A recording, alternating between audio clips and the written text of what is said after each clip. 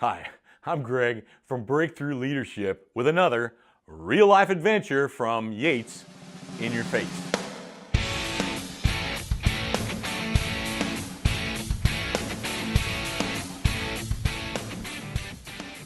I followed her into the office. She said, "Somewhere in this mess are the files I'm looking for." I felt the blood leaving my brain.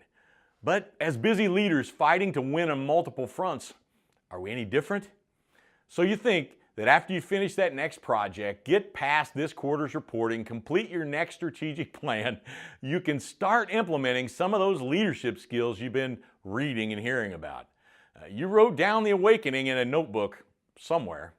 Maybe you'll stumble across it when you're looking for something that's really urgent. You got it. You understood.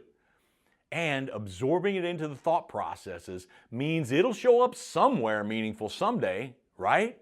Hey, nobody can just set aside what they're doing and orchestrate change on that radical of a scale, right? Okay, you did imagine it or visualize it for a minute or so during the conference, but it seems like a lot more complex now. You need to do more thinking. You need to tailor it to your team, your circumstances, and your timing. I get that. To be honest, there's nothing new under the sun.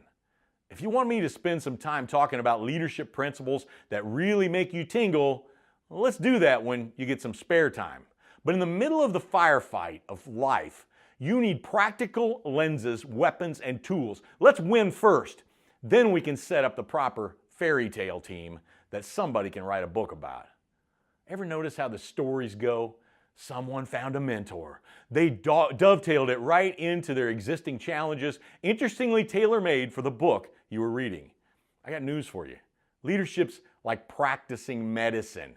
You learn a lot, and when you start practicing, you consistently consult with others, you work long, hard hours, and you improve people's lives, but you never get it right the first time. You get it right over time. You don't peak when you graduate med school. Just like you aren't a perfect driver after driver's ed class is over. I've been an instrument-rated pilot for more than 30 years. I can tell you there's no substitute for 10,000 hours in the cockpit. Leadership's no different.